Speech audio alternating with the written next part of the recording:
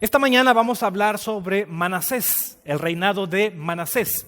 Cuando hablamos de Manasés, en la Biblia se presenta por lo menos 3 nombres de personajes que tenían se llamaban igual.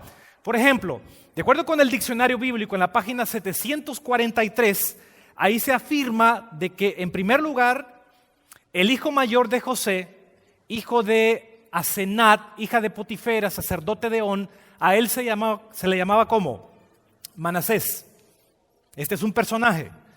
La Biblia también habla de la tribu que descendió del hijo mayor de José, y esto lo menciona en Josué 16:4. O sea, a la tribu se le llamó Manasés. Al hijo de José se le llamó Manasés. Ahí van 2 personajes. Y el número 3, de acuerdo al diccionario bíblico, página 743, dice que Manasés fue el 14º rey del reino sureño de Judá, de acuerdo con 2 Reyes 20:21, y dice que reinó 55 años. Así que por lo menos la Biblia menciona 3 personas o 3 grupos diferentes con el mismo nombre, el nombre de Manasés. De esos 3, nosotros vamos a hablar de uno, y comparto esto para que no nos vayamos a confundir. Vamos a hablar de uno, vamos a hablar de el rey Manasés. El nombre tiene un significado. Manasés en hebreo, manesh, significa el que causa o el que hace olvidar. También a la tribu se le llama los manasitas. En griego es igual, Manasés, el que hace olvidar. Y aquí tengo este mapa donde ustedes van a ver la comparación. Este es un mapa histórico. Aquí está el tiempo, año 1000 hasta los 1800, y aquí están las tribus. Aquí está el imperio asirio, aquí está Babilonia, Medo-Persa, Grecia, Roma, aquí están los imperios. Pues en el tiempo, aquí está el primer rey de Israel, Saúl, después David, después Salomón, Roboán, y aquí vamos bajando, subiendo en el tiempo hasta que llegamos a Manasés. Aquí está, es el reinado de Manasés. De acuerdo con los comentadores, dicen que este rey fue el número 14. Y este gobernó después que la tribu de Israel se dividió en 2 grupos. ¿Ustedes recuerdan eso? En el tiempo de Salomón, después de Salomón, las 12 tribus de Israel se dividieron en 2 secciones. Así que aquí está en el tiempo. Manasés reinó después de Acaz, después de Ezequías. Ezequías fue el papá de Manasés. Reinó Manasés, después reinó su hijo Amón, Josías. Es esta época. Es la época de Isaías también. Es esta misma línea de tiempo. De acuerdo al comentario bíblico, Manasés reinó del año 697 al año 642 antes de Cristo. Así que vamos a empezar a leer qué nos dice la Biblia sobre este rey, el rey Manasés. Lea conmigo, 2 de Crónicas 33:1. ¿Lo tiene? Léalo conmigo. Dice así: de 12 años, ¿era quién? ¿Cuál Manasés? ¿Cuál de todos? El rey. El rey. El que ya ubicamos ahí en el tiempo. El rey Manasés, 12 años. ¿Cuántos tenemos aquí de 12 años? ¿Hay alguien que tenga 12 años? Tú tienes 12 años. ¿Alguien más tiene 12 años? ¿Alguien más? Más o menos así. Ponte de pie. Esta damita de aquí tiene 12 años. Así era Manasés cuando empezó a reinar. Un gobierno grande, un imperio. Así era como ella. Gracias, toma asiento. 12 años, imagínense. Era un pequeñito apenas. No era el menor, antes y después de él hubo varios otros. Dice la Escritura que cuando él comenzó a reinar, ¿reinó cuánto tiempo? 55 años reinó en Jerusalén. Y el verso 2, ¿cómo fue su reinado? ¿De qué forma fue? Verso 2. Pero, aquí hay un pelo en la sopa, pero, ay, cuando la Biblia dice pero, ay, qué terrible.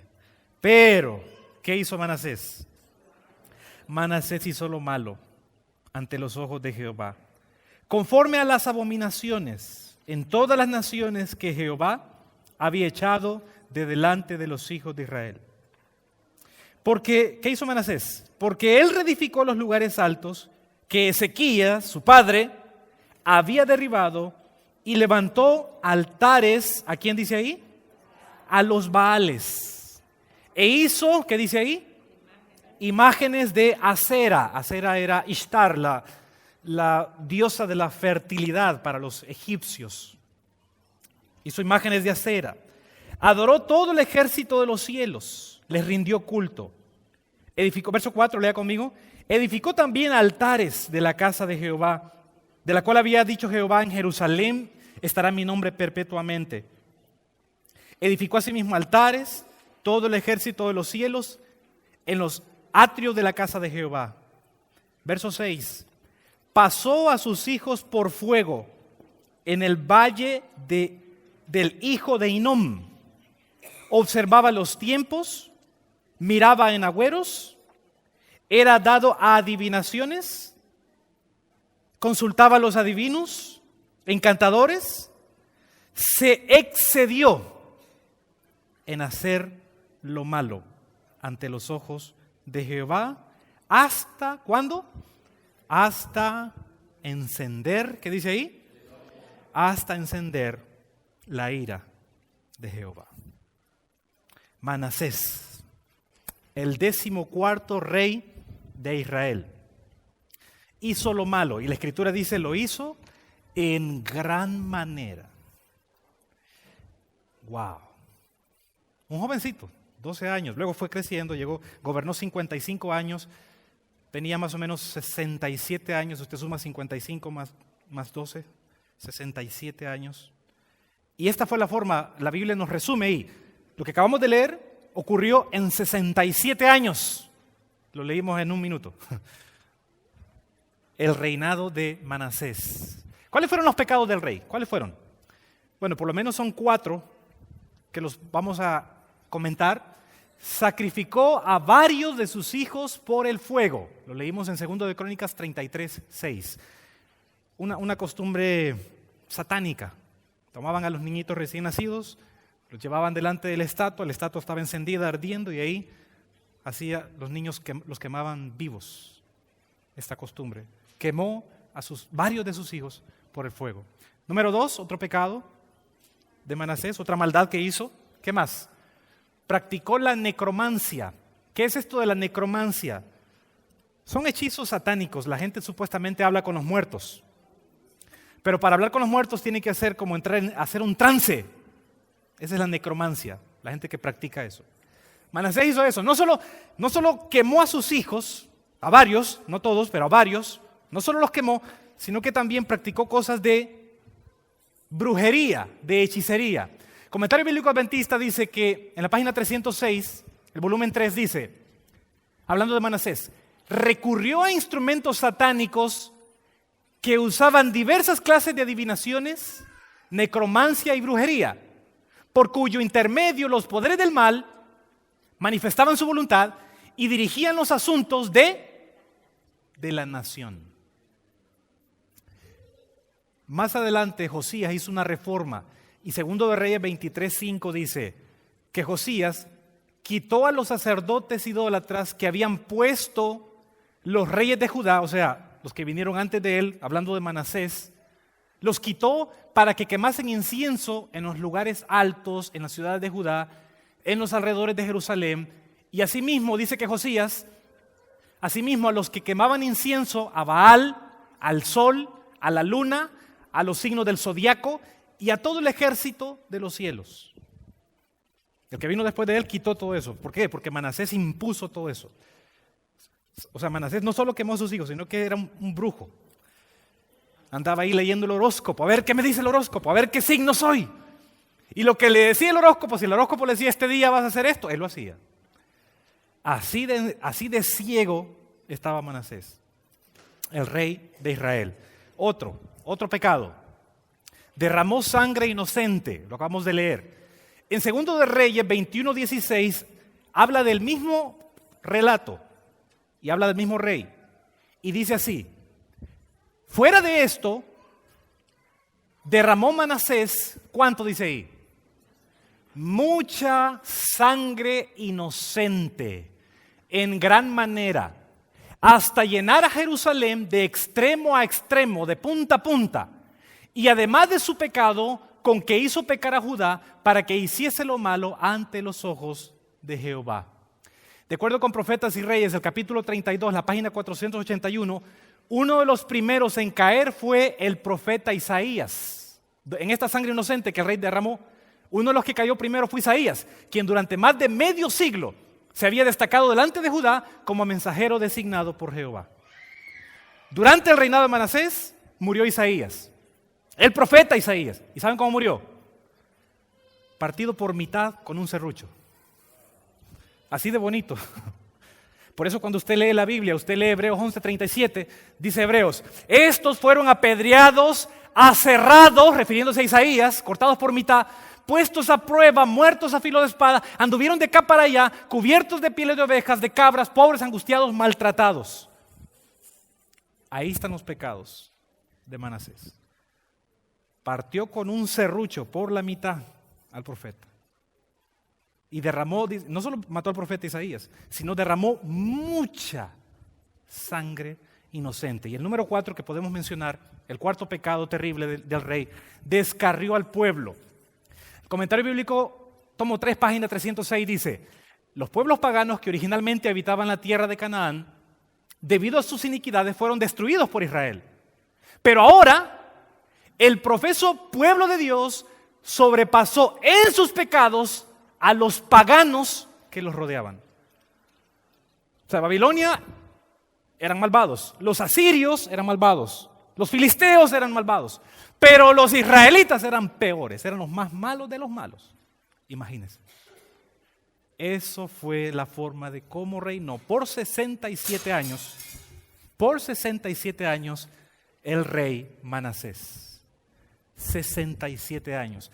En Segundo de Reyes 23:7, otra de las reformas que hizo Josías dice, además derribó los lugares de prostitución idolátrica.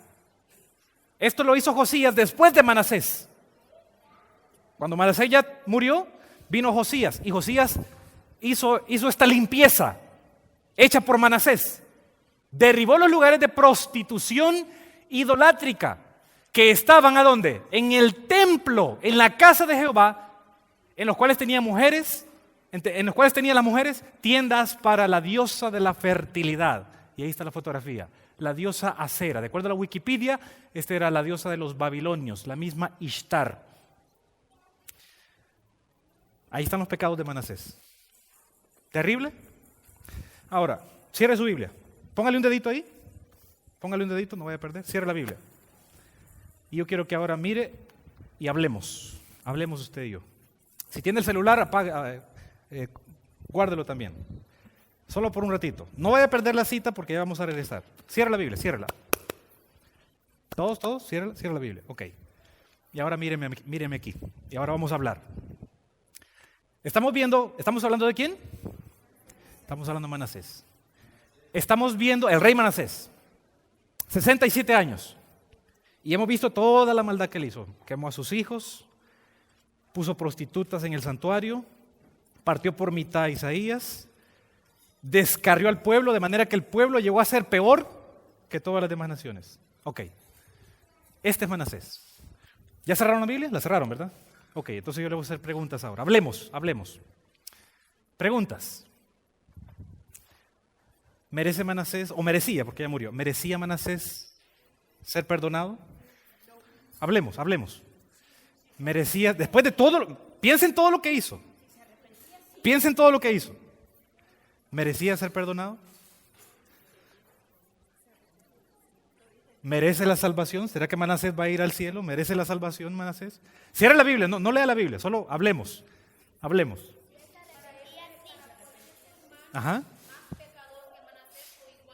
Ajá. Mediante el arrepentimiento merece la salvación porque Cristo Jesús vino a morir por él. Pero para merecer esa salvación inmerecida que todos tenemos, necesitamos tener un arrepentimiento. Muy bien. Consagración después de ese arrepentimiento. Muy bien. Todos merecemos la salvación. Ok. Ahora, yo quiero que usted piense, no me va a responder, solo piense. No me conteste. Si este hombre, Manasés, el rey, el presidente, digamos, hubiese matado a sus hijos o a su hija en el fuego, ¿lo perdonaría usted? No me conteste, solo piense. Si hubiese hecho algo malo en contra de usted, ¿usted lo perdonaría, su hija? le quemó a su hija y usted miraba a su hija ardiendo y gritando, usted no podía hacer nada, los soldados la detenían y Manasés riéndose. ¿Usted perdonaría a este rey Manasés por esa maldad? ¿Merece Manasés la salvación?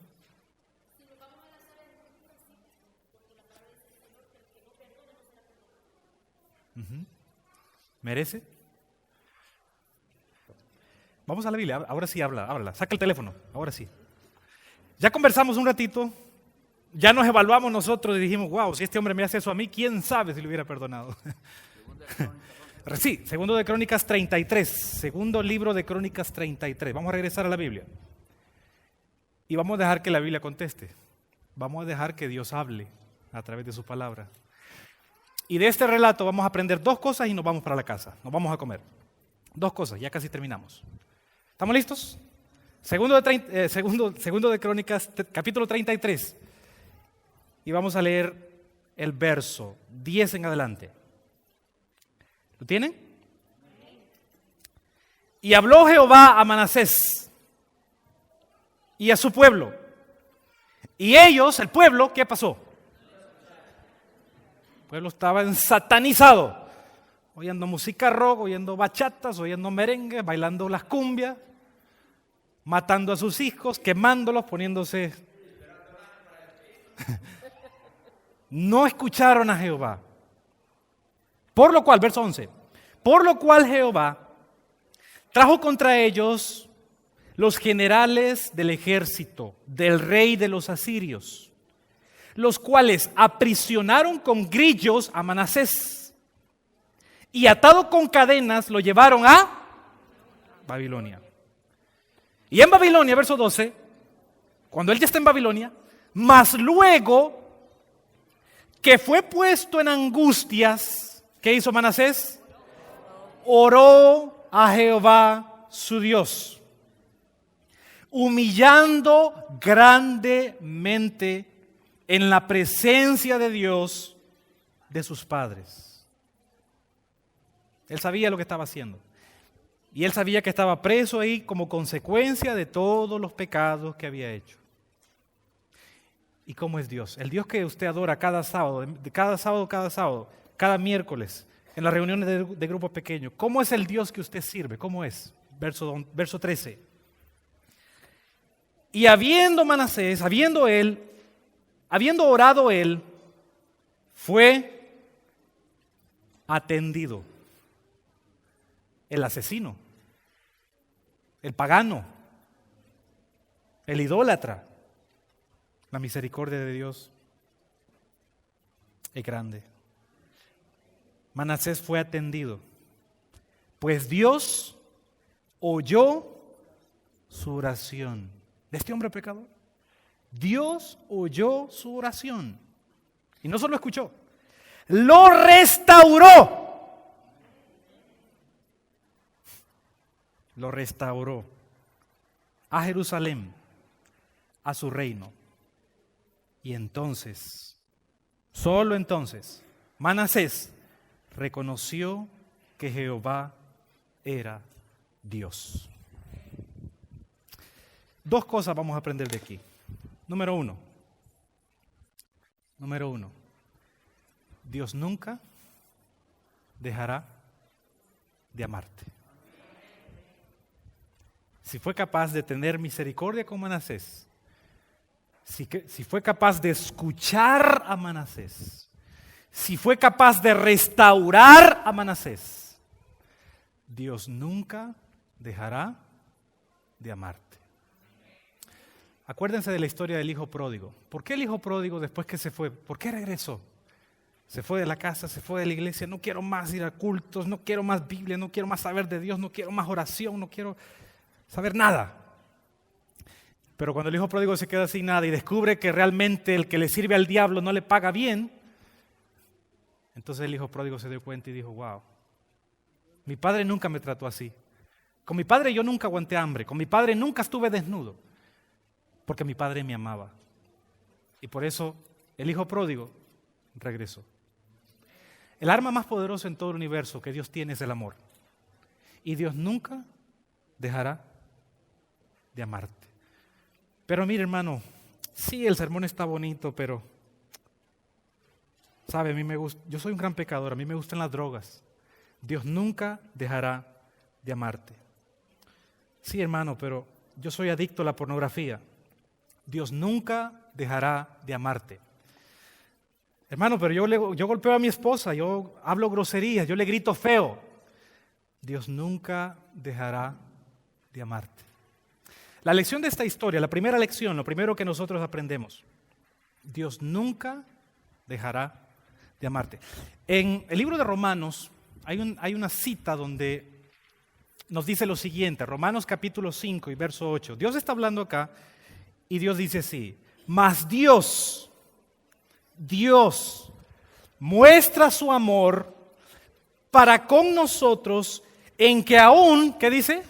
Aún siendo pecadores, o sea, antes de bautizarnos, antes de que le devolviéramos el diezmo y la ofrenda, antes que lo alabáramos, antes que le conociéramos, antes que le amáramos, cuando estábamos hundidos, sucios, dice la Escritura, aún siendo pecadores, Cristo murió por nosotros. O sea, Cristo no esperó, voy a esperar hasta que me obedezcan. Y si me obedecen, pues les voy a dar el regalo de la salvación. No, Jesús no hizo eso. Sin condición.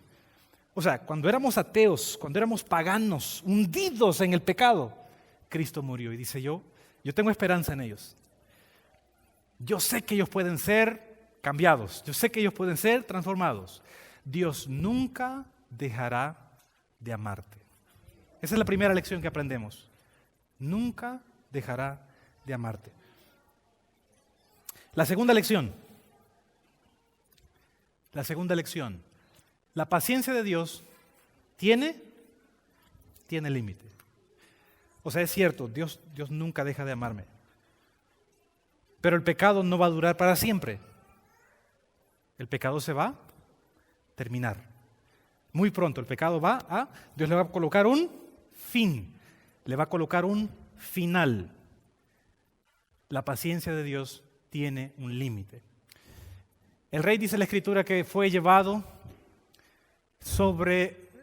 por los babilonios. Él fue llevado a Babilonia. Y leímos ahí en la Escritura que el ejército, según el comentario bíblico, Esarhadón fue el rey que metió preso y lo llevó a Babilonia. El rey de los asirios. Esarhadón.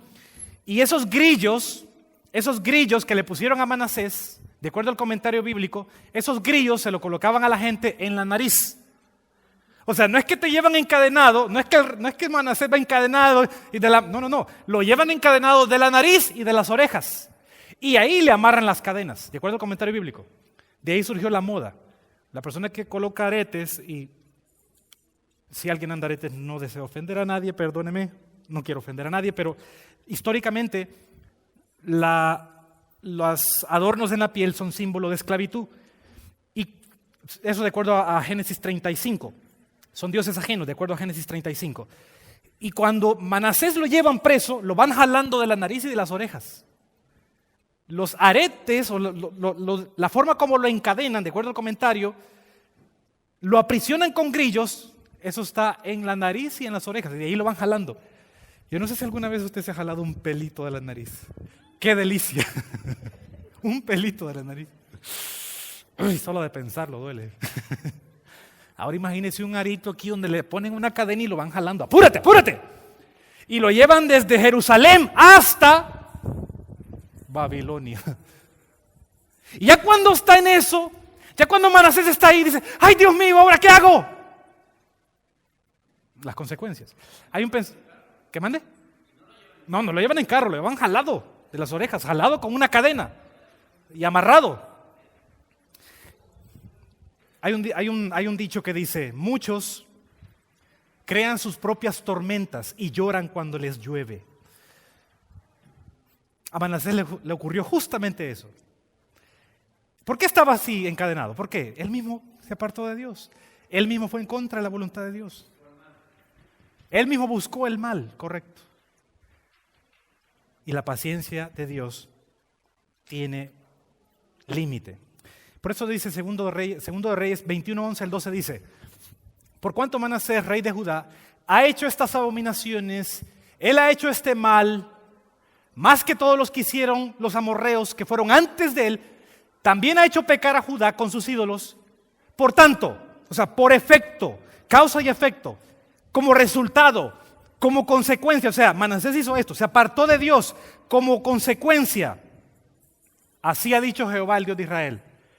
He aquí yo traigo tal mal sobre Jerusalén y sobre Judá, que al que lo oyeren, ¿qué dice ahí?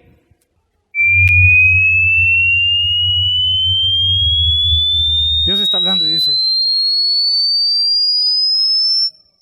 como consecuencia, Dios habla y dice, yo traigo un mal, dice Dios, sobre Jerusalén y sobre Judá, que al que escuche le van a retumbar los oídos, así más o menos como ese grito que oyeron ahí. Es decir, la paciencia de Dios tiene límite, o sea, sí Dios me ama, pero ese amor no debe ser utilizado para el libertinaje. Judas 1:4 dice, habla de personas que convierten en libertinaje la gracia de nuestro Dios. Es decir, es necesario entender que Dios nos ama, pero cada cosa que hagamos trae una consecuencia, trae un efecto. Cuanto más nos alejemos de Dios, más mal nos va a ir. Y justamente eso ocurrió con Manasés. La paciencia de Dios tuvo un límite y por eso él fue y estuvo ahí preso de las narices y de las orejas. La paciencia de Dios tiene un límite. Desde el año 1844, Cristo ha entrado en el lugar santísimo y está intercediendo. El juicio ya empezó, el juicio investigador.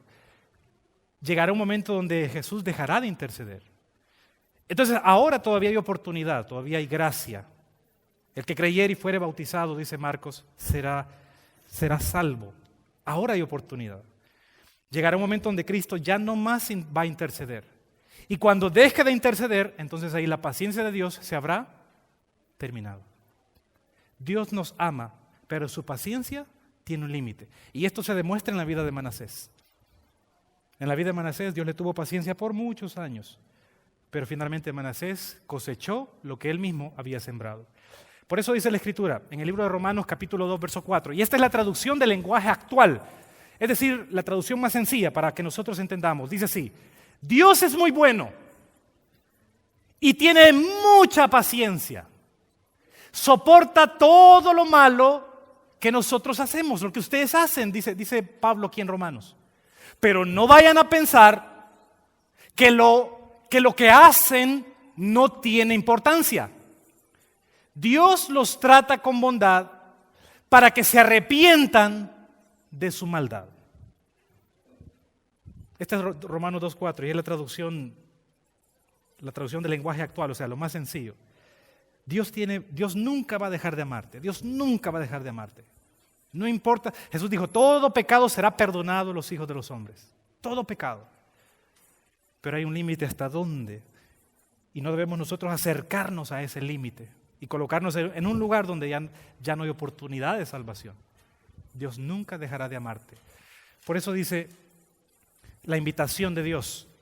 Y esta también es la traducción lenguaje actual. Esto está en Hebreos 4:15. Dice así: el diablo le puso a Jesús las mismas trampas que nos pone a nosotros para hacernos pecar.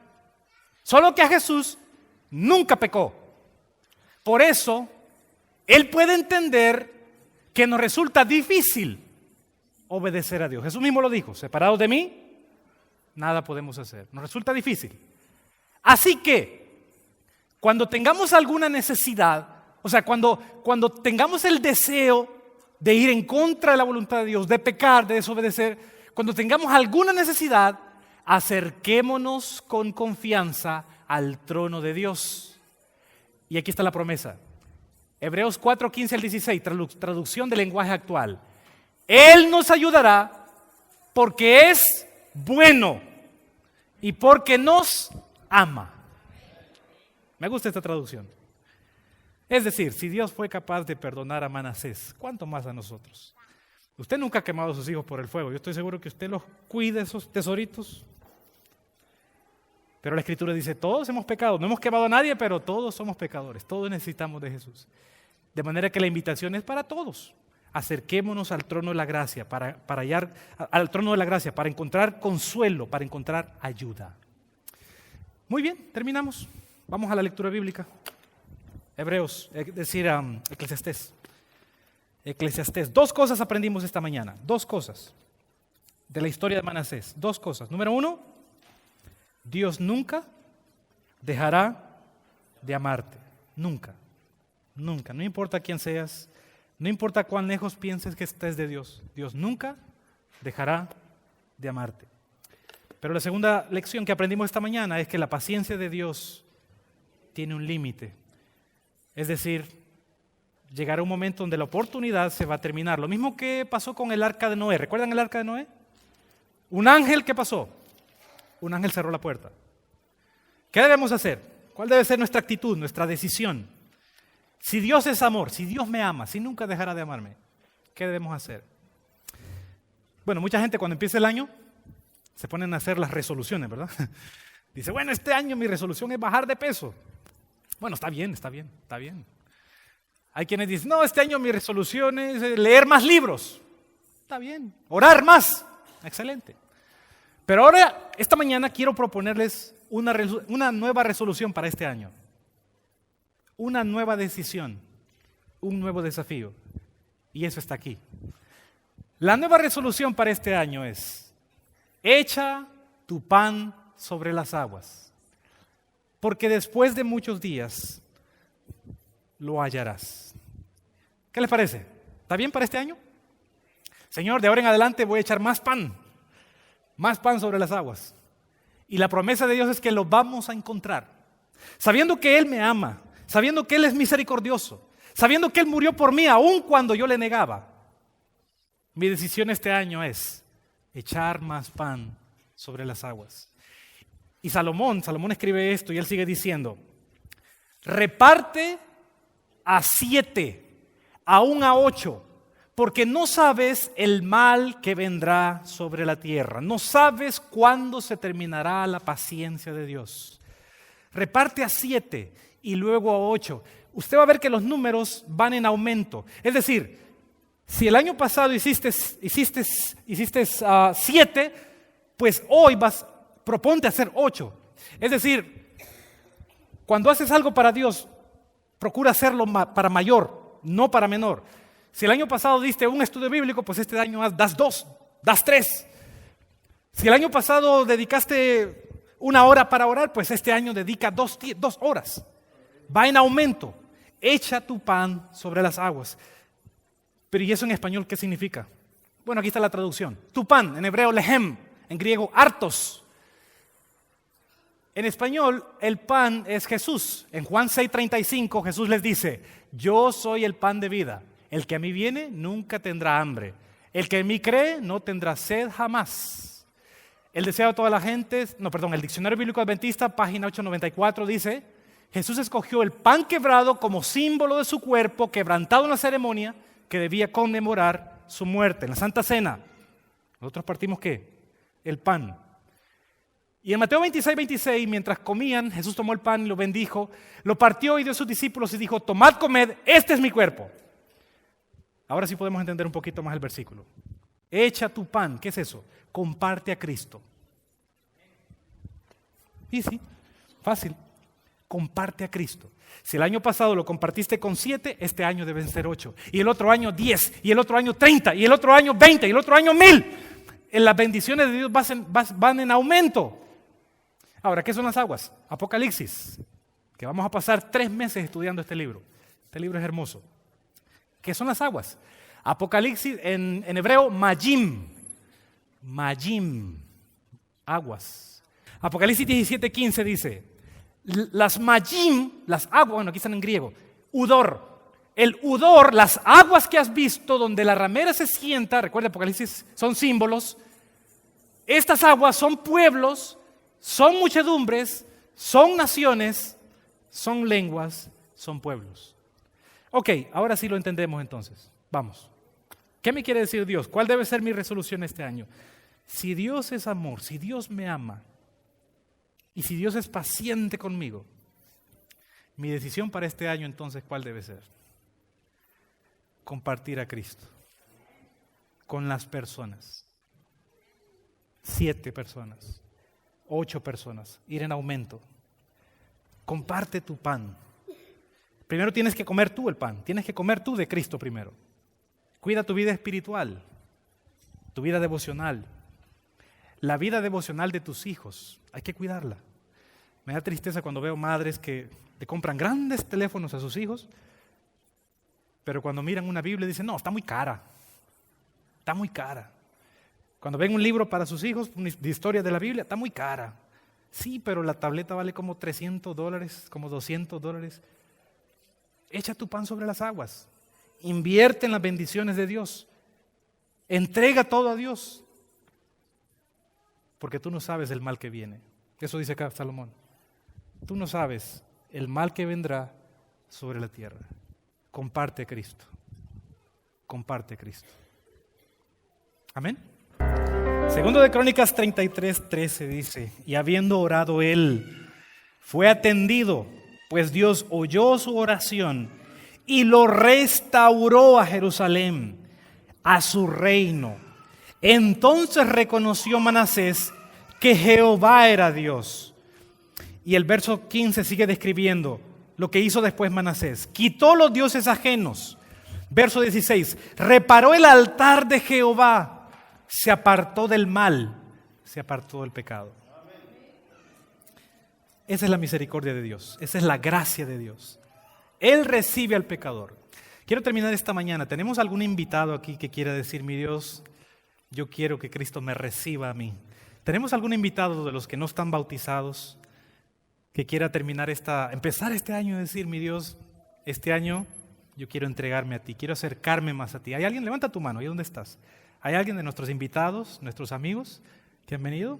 ¿Hay alguien?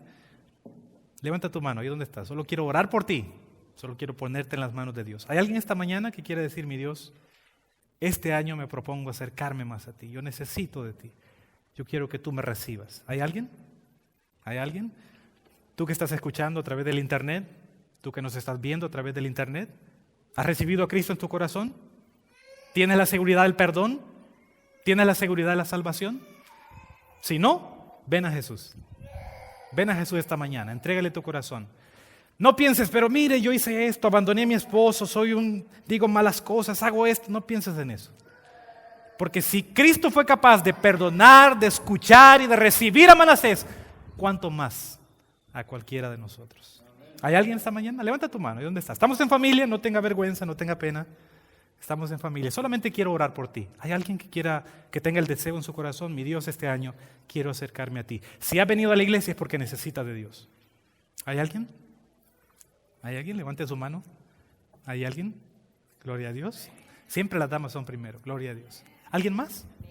¿Alguien más? Levanta tu mano. ¿Y dónde estás? ¿Alguien más que quiera decir, mi Dios, yo necesito de ti? Yo necesito que tú me recibas. Yo quiero probar contigo. No hay pecado que Dios no pueda cambiar, que no pueda restaurar, que no pueda limpiar. Si rechazamos la invitación, ese es el único pecado que Dios no puede perdonar. Rechazar lo que Él nos ofrece, Dios no puede hacer nada. Pero mientras en nuestro corazón estemos dispuestos a recibirle, hay mucho que Dios puede hacer. ¿Hay alguien más esta mañana? ¿Hay alguien más? Quiero hacer la segunda invitación, y esta es para los miembros de iglesia. ¿A cuánto le gustó esta resolución? Y con todo su corazón quieren decir, mi Dios, este año yo voy a echar mi pan, yo voy a compartir a Cristo con las multitudes, con las personas. Todos los talentos que tú tienes, todo tu tiempo, todos tus tesoros, todo lo que somos, debe ser entregado a Jesús. Y no en número menor. Si el año pasado diste esto, pues ahora más, nunca te canses. ¿Hay alguien esta mañana que quiere decir, mi Dios, en este año 2019, un año menos para que Jesús venga, mi decisión es echar mi pan sobre las aguas, repartir a 7, repartir a 8, porque no sé cuándo Jesús va a venir? Los que quieran decir esta resolución, amén. Gloria a Dios. Padre, estamos delante de ti en esta hora, poniéndonos en tus manos, iniciando con este primer sábado de este año. Y delante de ti, mi Dios, al estudiar la historia de Manasés, vemos lo maravilloso que eres, mi Dios. ¿Cómo no amarte? ¿Cómo no servirte? ¿Cómo no confiar en ti? Si fuiste capaz de levantar a este hombre malo, malo, malo. La Biblia dice, hizo lo malo en extremo, en grandeza. Pero tu gracia lo levantó. Tu oído se inclinó para escuchar su petición. Por eso, mi Dios, escucha en esta mañana las peticiones de tus hijos, de tus hijas. Así como escuchaste a Manasés. Escucha, mi Dios, y atiende. Tal vez alguien que está en el internet escuchando tiene alguna necesidad, algún deseo, tal vez piensa que está lejos de Dios. Cuando tú le estás extendiendo la mano y si está ahí detrás de esa computadora es porque necesita de Dios. Y lo pongo en tus manos en esta hora para que tu bendición, para que tu espíritu, que va sobre todas las cosas, lo alcance, lo tome y lo traiga de nuevo al redil. Como iglesia, mi Dios, nos ponemos en tus manos. Este año último fue de gran bendición. Tu gracia ha permitido que tu iglesia crezca. Pero este año queremos hacer más. Este año queremos hacer más, echar más, repartir a 7, repartir a 8, ir en aumento. Danos esa misma visión, mi Dios, a todos como iglesia. Que cada uno este año nos involucremos y te sirvamos con todo lo que somos, con todo lo que tenemos. Prepáranos, derrama tu espíritu sobre tu iglesia. Y que podamos ver maravillas sirviendo a ese Dios que nunca deja de amarnos, ese Dios que nunca nos rechaza. Gracias por tu palabra, mi Dios. Las necesidades de tu pueblo están en tus manos. Contesta de acuerdo a tu misericordia. En el nombre de Jesús, amén.